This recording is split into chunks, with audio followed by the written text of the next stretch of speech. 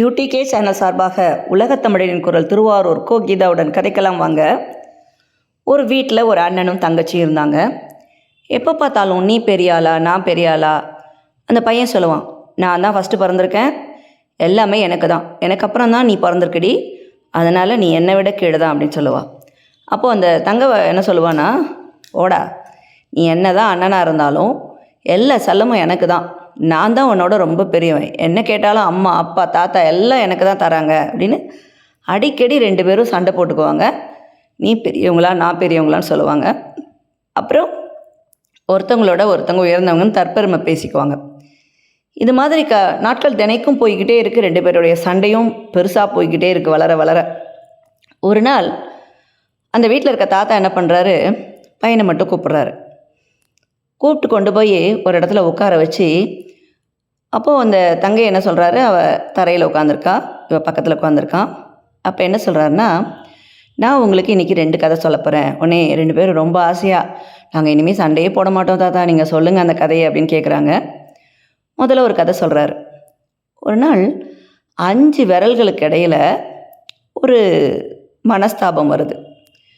இந்த சின்ன விரல் இருக்குல்ல, கடைக்குட்டி விரல், சுண்டு விரல், அது என்ன சொல்லுதுன்னா, இந்த 5 பேரில் நான் தான் ரொம்ப பெரியவன். ஏன்னா சாமி கும்பிடும்போது சுண்டு விரலான நான் தான் என்ன பண்ணுறேன், சுவாமிக்கு ரொம்ப பக்கத்தில் இருக்கேன். அதே மாதிரி வணக்கம் சொன்னாலும் நான் தான் மட்டும்தான் தெரிவேன், ரொம்ப எல்லாருக்கும் பக்கத்தில் இருப்பேன், அதனால் நான் தான் உயர்ந்தவன் அப்படின்னு சொல்லுது. இதை கேட்டுக்கிட்டே இருந்துட்டு மோதிர விரல் என்ன சொல்லுதுன்னா, உலகத்தில் வைர மோதிரமாக இருந்தாலும் சரிதான், வைடூரிய மோதிரமாக இருந்தாலும் சரிதான், கோமேதகமாக இருந்தாலும் சரிதான், இல்லை பவுனில் இருந்தாலும் பிளாட்டினத்தில் இருந்தாலும் எல்லா மோதிரத்தையும் என்னுடைய விரலை தான் போடுவாங்க. எனக்கு பேரே மோதிர விரல். அப்போது உங்களை விட நான் தான் ரொம்ப பெரியவன் அப்படின்னு சொல்லுது. அப்போது அந்த நடுவிரல் என்ன சொல்லுது, எங்கள் 5 பேர் கொஞ்சம் எழுந்து நின்றுங்களேன், அப்போ யார் ரொம்ப பெரியவங்களாக இருக்காங்க, நான் தானே உயரமாக இருக்கேன், அப்போ நான் தான் பெரியவன் அப்படின்னு சொல்லுது. அந்த சுட்டு விரல் என்ன செய்யுதுன்னா, யாரையாவது ஒருத்தவங்களை சுட்டினாலும் சரிதான், இப்படி கையை உயர்த்தி பேசினாலும் சரிதான், நான் தான் எல்லாத்துக்கும் பயன்படுறேன், அதனால் நான் தான் பெரிய ஆள் அப்படின்னு சொல்லுது. இந்த கட்டை விரல் என்ன சொல்லுது, நான் ஜெயிச்சிருவேன், வாழ்க்கையில் உயர்ந்து நிற்கணும் அப்படிலாம் சொல்லும் பொழுது, அந்த வீரத்தை காட்டும் பொழுது நான் தான் எழுந்து நிற்கிறேன், அதனால் கட்டை விரல் தான் ரொம்ப பெரிய ஆள் அப்படின்னு சொல்லுது. 5 பேர் என்ன செய்கிறாங்கன்னா, நான் தான் பெரிய ஆள் நான் தான் பெரிய ஆள்னு சண்டை போட்டுட்டு ஒருத்தர் சேராமல் நிற்கிறாங்க. அப்போ சேரலைன்னா 5 விரலும் தனித்தனியாக நிற்கிது. அவரால் கையால் ஒன்றுமே செய்ய முடியல. உடனே என்ன பண்ணுறாரு, அங்கேருந்து டாக்டர்கிட்ட ஓடுறாரு. அந்த ஆர்த்தோ டாக்டர் என்ன பண்ணுறாருன்னா, முதல்ல ஒரு சின்னதாக ஒரு இது மாதிரி சுத்தியல் மாதிரி வச்சுட்டு அந்த இடத்துல உணர்ச்சி இருக்கா அப்படின்னு தட்டி தட்டி பார்க்குறாரு. 5 விரலுக்கும் இப்போ வலிக்குது. அடுத்து ஏன் இவங்களால் இப்படி இந்த கையை மூட முடியல, மடக்க முடியல, நீட்ட முடியல, சரி உணர்வுகள் இருக்கான்னு பார்ப்போம்னு சொல்லிட்டு ஒரு சின்ன ஊசி எடுத்து வந்து குத்தி பார்க்குறாரு. 5 விரல்களையும் குத்தி பார்த்தோன்னே 5 விரலுக்கும் ரொம்ப வலிக்குது. அந்த இளைஞன் என்ன சொல்கிறான்னா, எனக்கு வலிக்குது டாக்டர், 5 விரலையும் உணர்ச்சிகள் இருக்குது அப்படிங்கிறான்.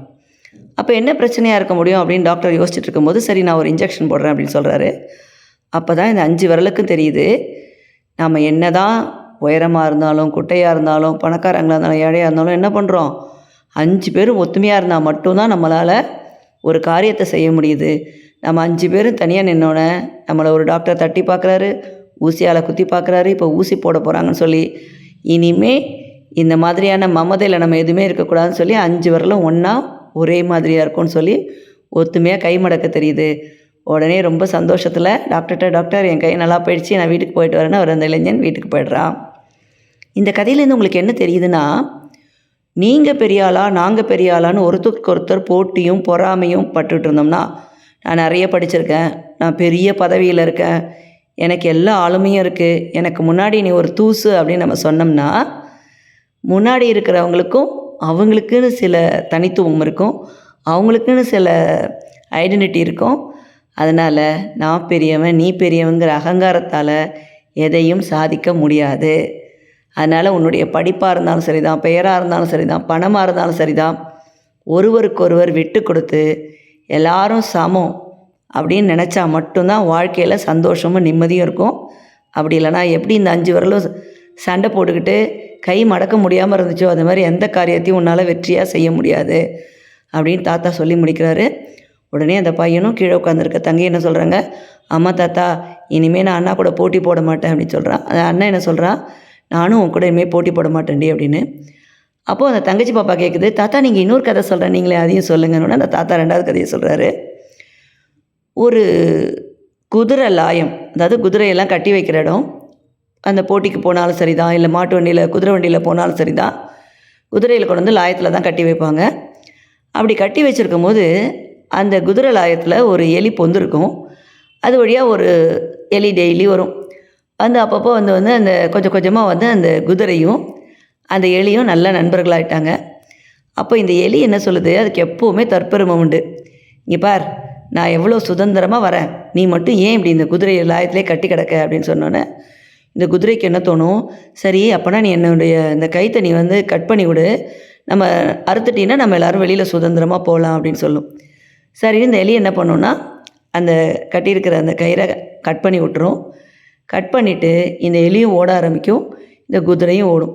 போகிற வழியெல்லாம் இந்த எலி இருக்குல்ல, நீ பாரு இவ்வளோ பெரிய ஆளாக இருக்க, ஆனால் பாரு உன்னுடைய கழுத்தில் இருக்கிற கயிறை உன்னால் எடுக்க முடியல, நான் பார்த்தியா சின்னவனாக இருக்கேன், ஆனால் என் பல்லு பார்த்தியா உன்னுடைய கைத்தெல்லாம் கட் பண்ணி எடுத்துட்டேன் இல்லையா, வெட்டி எடுத்துட்டேன் இல்லையா, அப்போ நான் தான் ரொம்ப பெரிய ஆள் அப்படின்னு பெருமையாக பேசிக்கிட்டே வருது. இங்கே பார், உனக்கு என்ன தான் குதிரலாயாக இருந்தாலும் யாராவது ஒருத்தவங்க உன்னை கொண்டு வந்து சாப்பாடு கொடுத்தா மட்டும்தான் உன்னால் சாப்பிட முடியுது. ஆனால் என்னை பற்றியா, நானே போய் எந்த இடத்துல என்னென்ன இருக்குதுன்னு பார்த்து தேடி சாப்பிட்ருவேன். இப்படி இந்த எலி வந்து பெருமையாக சொல்லிக்கிட்டே வருது. அப்போது அங்கே ஒரு நீரோடை ஓடுது.